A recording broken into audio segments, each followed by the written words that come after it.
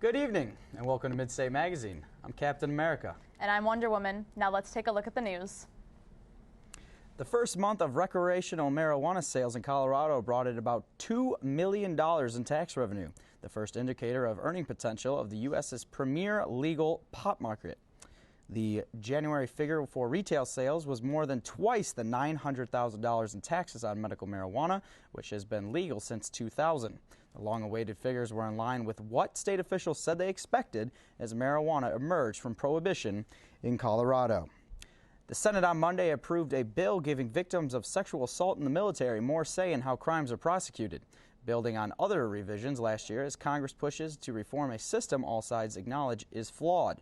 The plan, which passed 97-0, would give victims some say in whether the case is tried in military or civilian court, would prevent someone's past good behavior from being used as a defense in sexual assault charges, and would let troops grade their commanders on how well the command climate handles reports of sexual assault.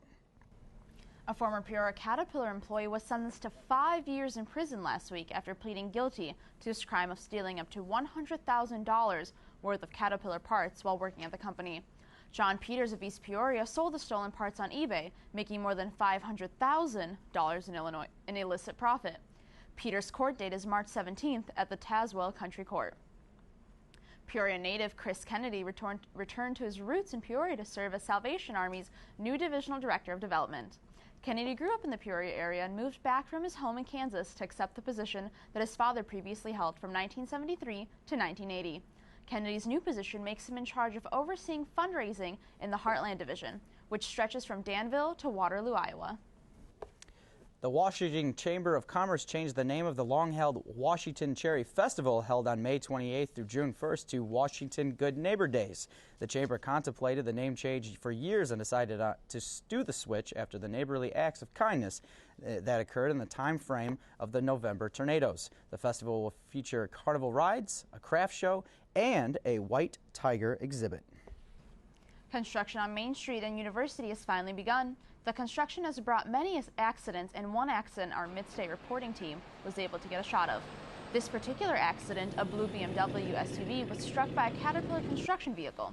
The congested intersection left many in shock, however, all walked away unharmed. The construction is expected to go on until May, and it is suggested to take alternate routes. Now let's go over to Clark Kent with sports. Come on, Clark, get on up here. Just give me a second here. I was busy fighting crime.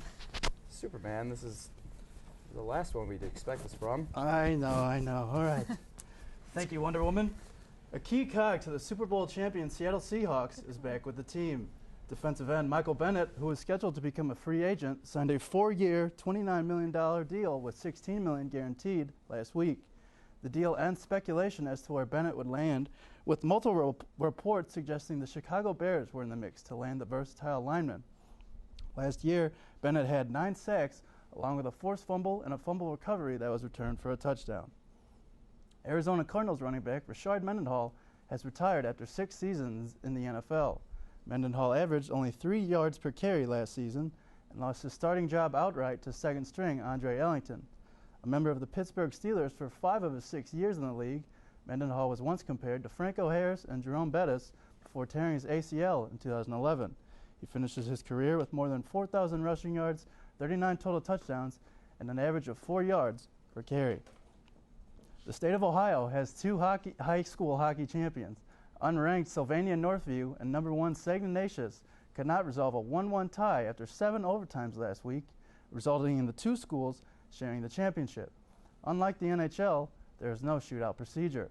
The decision to share the title was mutually agreed upon by the head coaches, school administrators, and the Ohio High School Athletic Association amidst player safety concerns. In total, they had played more than 100 minutes of hockey. The national high school record is 11 overtimes set by 2 schools in Minnesota. Now let's take it back to Wonder Woman with the news. Thanks, Clark. A 22-pound cat named Lux had to be snared by Portland police officers after the owners said the ferocious feline attacked their baby in their northwest Portland apartment Sunday. When the cat attacked, the couple locked themselves in a bedroom along with their baby and dog as the cat charged at them. Police arrived in response to the unusual call and subdued the crazy cat. Luckily, no one was injured.